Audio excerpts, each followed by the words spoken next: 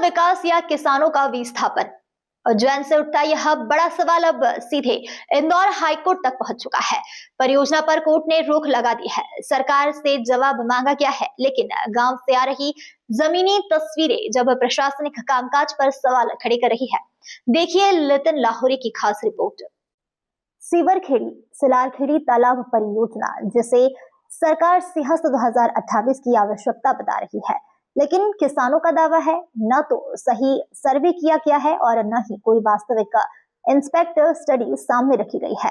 किसानों का आरोप है कि किसी अन्य परियोजना की रिपोर्ट जैसी की तैसी इस परियोजना में संदर्भ के रूप में जोड़ दी गई है और उसी के आधार पर जमीन अधिग्रहण की प्रक्रिया को आगे बढ़ा दिया गया है।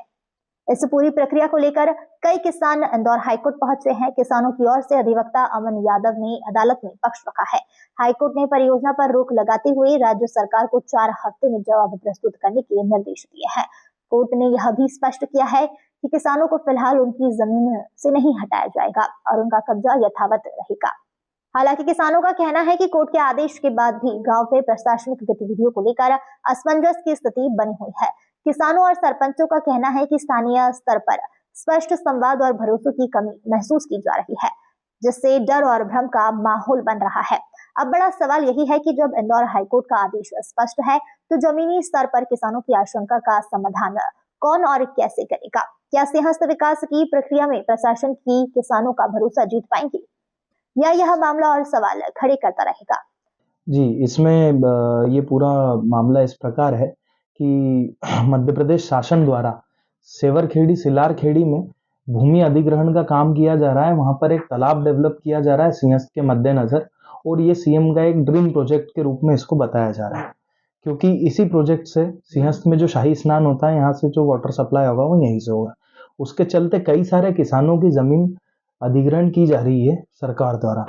अब अधिग्रहण की जो प्रक्रिया अपनाई गई है शासन द्वारा, वो पूरी तरह से निराधार प्रक्रिया अपनाई जा रही है और उसमें किसी भी प्रकार से जो कानून है अधिग्रहण भूमि अधिग्रहण को लेकर के, उसका कहीं पर भी पालन नहीं किया जा रहा है। उससे व्यतीत होकर कुछ किसान हमारे पास संपर्क में आए और उन किसानों का यह कहना था कि हमारी जमीन गलत तरीके से सरकार द्वारा अधिग्रहित की जा रही है। उसको लेकर के हमने माननीय उच्च न्यायालय मध्य प्रदेश खंडपीठ इंदौर में एक याचिका दायर की। उस याचिका पर एक आदेश पारित होता है और उस आदेश में मध्य प्रदेश हाईकोर्ट द्वारा यह आदेश पारित किया जाता है कि किसी भी किसान को अपनी उसकी भूमि से विदाउट एनी प्रॉपर प्रोसीडिंग बेकब्जा नहीं किया जाए।